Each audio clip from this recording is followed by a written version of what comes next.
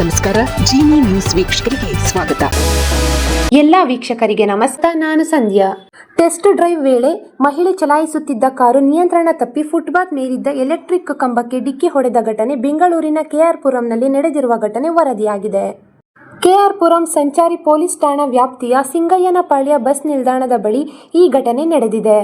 Test ಡ್ರೈವ್ಗಾಗಿ ಕೆಂಪು ಬಣ್ಣದ Swift Dzire car ತೆಗೆದುಕೊಂಡಿದ್ದ ಮಹಿಳೆ ಚಾಲನೆ ಮಾಡುತ್ತಿದ್ದ ವೇಳೆ ಏಕಾಏಕಿ ಕಾರಿನ ನಿಯಂತ್ರಣ ತಪ್ಪಿದೆ ಎನ್ನಲಾಗಿದ್ದು, ನಿಯಂತ್ರಣ ತಪ್ಪಿದ ಕಾರು ಫುಟ್ಪಾತ್ ಮೇಲೆ ಹತ್ತಿ ಅಲ್ಲಿದ್ದ ಎಲೆಕ್ಟ್ರಿಕ್ ಕಂಬಕ್ಕೆ ಡಿಕ್ಕಿ ಹೊಡೆದಿರುವುದು ಕಂಡುಬಂದಿದೆ.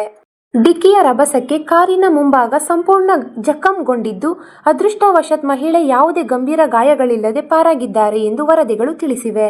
ಘಟನೆಯ ಮಾಹಿತಿ ತಿಳಿಯುತ್ತಿದ್ದಂತೆ ಕೆಆರ್ ಪುರಂ ಟ್ರಾಫಿಕ್ ಪೊಲೀಸರು ಸ್ಥಳಕ್ಕೆ ಭೇಟಿ ನೀಡಿ ಪರಿಶೀಲನೆ ನಡೆಸಿದ್ದಾರೆ. ಮಹಿಳೆಯ ವಿರುದ್ಧ ನಿರ್ಲಕ್ಷ್ಯ ಚಾಲನೆ ಆರೋಪದಡಿ ಪ್ರಕರಣ ದಾಖಲಿಸಿಕೊಂಡು ಮುಂದಿನ ಕ್ರಮ ಕೈಗೊಂಡಿದ್ದಾರೆ. ಕಾರು ಡಿಕ್ಕಿ ಹೊಡೆದ ಎಲೆಕ್ಟ್ರಿಕ್ ಕಂಬದ ಮುಂಭಾಗವೇ ಬಸ್ ನಿಲ್ದಾಣವಿತ್ತು. ಕಂಬ ಇರದೇ ಇದ್ದರೆ ಕಾರು ನೇರವಾಗಿ ಬಸ್ ನಿಲ್ದಾಣಕ್ಕೆ ನುಗ್ಗುವ ಸಾಧ್ಯತೆಗಳು ಹೆಚ್ಚಾಗಿತ್ತು ಎನ್ನಲಾಗಿದ್ದು, ಹಗಲು ಹೊತ್ತಿನಲ್ಲಿ ನಡೆದ ಘಟನೆ ಆಗಿದ್ದರಿಂದ ಅಲ್ಲಿಂದ ಪ್ರಯಾಣಿಕರ ಜೀವಕ್ಕೂ ಅಪಾಯ ಎದುರಾಗಬಹುದಿತ್ತು ಎಂದು ಸ್ಥಳೀಯರು ನಿಟ್ಟುಸಿರು ಬಿಟ್ಟಿದ್ದಾರೆ. ಈ ದಿನದ ನಿರಂತರ ಸುದ್ದಿಗಳಿಗಾಗಿ ವೀಕ್ಷಿಸುತ್ತಿರಿ ಜೀನಿ ನ್ಯೂಸ್. ನಮಸ್ಕಾರ.